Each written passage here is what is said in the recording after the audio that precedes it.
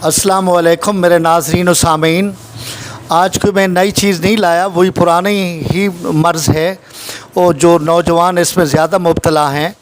यानी ऐसा मर्ज़ जिसको आप ये कह सकते हैं कि इंसान तो वो कामिल है, मुकम्मल मर्द भी है, जवान भी है, लेकिन उसका जो आले तनासुल है वो इस काबिल नहीं कि वो उसमें क़ुव्वत मर्दानगी हो या फ़ोर प्ले प्रॉपर तरीके से कर सके या अपनी जो शरीक हयात है उसको मुकम्मल सेटिस्फाई कर सके। कहने का मतलब ये है कि उसके आले तनासुल में, उसके कुज़ेब में ढीलापन है, सुस्ती है।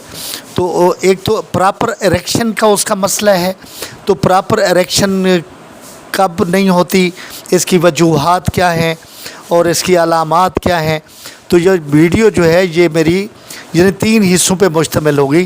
पहले ये मर्ज़ ढीलापन, आज़ाद तनासुल का ढीलापन होता क्यों है, ठीक है ना, ये चीज़ें जो मैंने रखी हैं। फिर कैप्सूल बनाया हुआ है, इसकी वजूहात क्या हैं। फिर ये कौन लोग इसमें इस मर्ज़ का शिकार होते हैं। फिर आखिर में बताऊंगा कि इसका इलाज क्या है। तो मेरे सामीन नाज़रीन, मैं चाहूँगा कि मेरी वीडियो आपने एक तो आखिर तक देखनी है और इसको स्किप नहीं करना, और दूसरा इसका जो नुस्खा है वो मुकम्मल आपको वो अज़बर हो जाए, आपको यानी याद हो जाए। मैं नहीं चाहता कि आप लोगों के ऐसे हत्थे चढ़ जाएं और बेपनाह पैसे का ज़िया करें। सिंपल सी चीज़ें हैं लेकिन इसके फ़ायदे इतने हैं कि आप सोच नहीं सकते। तो मैं चाहता हूं कि मैक्सिमम अवाम उन्नास इससे फ़ायदा उठाए और जो बड़े बड़े लुटेरे हैं उनके हत्थे न चढ़ जाए, बड़े बड़े जो इंतहाई ज़ालिम किस्म के लोग हैं उनसे बच जाएँ। मेरा मंशा व मकसूद सिर्फ ये है, ठीक है जनाब। लेकिन मैं चाहूँगा कि मेरे चैनल को आपने लाजमी सब्सक्राइब करना है। उससे पहले कि मैं अपनी जो नुस्खा है उसकी वजाहत करूं, तो मेरे चैनल को एक तो सब्सक्राइब करें और दूसरा इसको आखिर तक भी देखना है। तो आते हैं अपनी जो वीडियो जो मैंने बनाई है, भी कुज़ेब ढीला क्यों हो जाता है, आला तनासुल कमज़ोर क्यों हो जाता है, लाग़र क्यों हो जाता है, तो उसकी तफसील में हम आते हैं, हम आपको बताते हैं। तो पहले तो ये कि वो लोग इस चीज़ का शिकार होते हैं जो बाज़ औक़ात ज़हनी इज़्तिराबियत का शिकार होते हैं, और वो लोग जिनको कोई दिल का कोई आर्ज़ा वगैरह, उनको भी, क्योंकि ब्लड का सर्कुलेट जो है ना वो सही नहीं होता, सर्कुलेशन ऑफ ब्लड जो है वो प्रॉपर नहीं होती, जिसकी वजह से उसके आला तनासुल में जो खून है वो पूरी रवानी के साथ, पूरी जौलानियत के साथ वो असर पजीर नहीं होता। आपको पता होना चाहिए कि कभी भी, यानी ये कुज़ेब है ना, ये देखो कुज़ेब है, वो ऐसे कभी नहीं होगा, वो ऐसे होगा। समझ गए?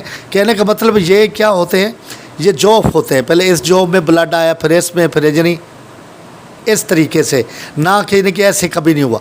तो मतलब कहने के ये कि ये पॉकेट्स होती हैं, तो पॉकेट्स में यानी ब्लड जब खूब सर्कुलेट करेगा और पॉकेट्स में जब खून ब्लड आएगा फिर उसको रुकना चाहिए। अगर वो यानी ठहराव नहीं है, रुकता नहीं है, फिर वापस चला जाता है, तो फिर वो ढीलापन शुरू हो जाता है। कहने का मतलब ये है कि जब एक दफ़ा ब्लड यानी पीनस में आया है तो उसको वहाँ ठहरना चाहिए, रुकना चाहिए, फिर यानी मुजफ़्फ़फ़ हो जाए, ठीक है। ये जॉफ में ब्लड पूरा सर्कुलेट होकर रुक जाए, वहाँ ठहर जाए, और उससे तनाव होता है।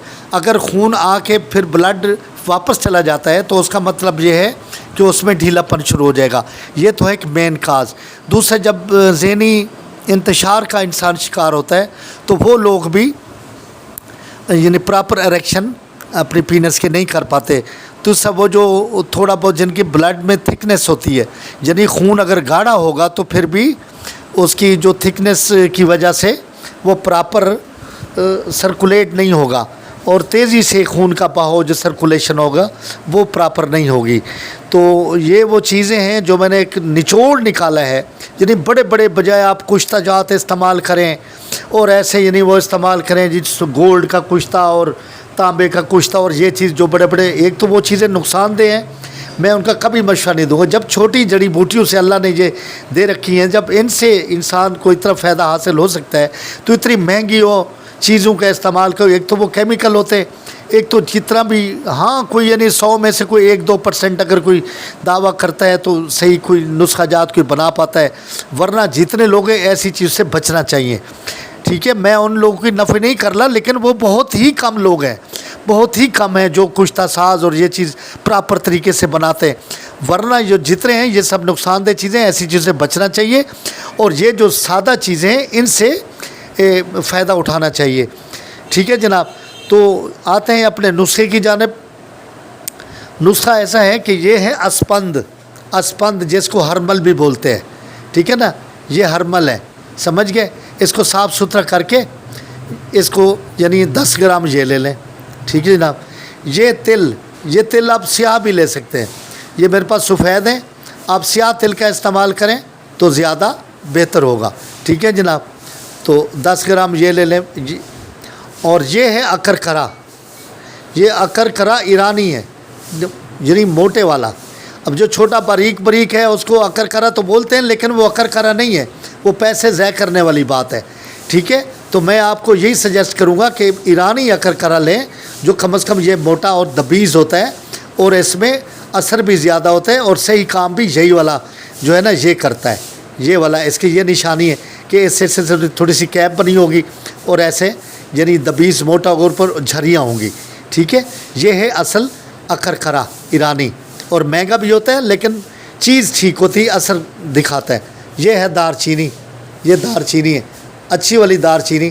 وہ کیکر کے جو وہ چھلکا ہے وہ نہیں لینا، دار چینی لینی ہے اچھی والی پیور.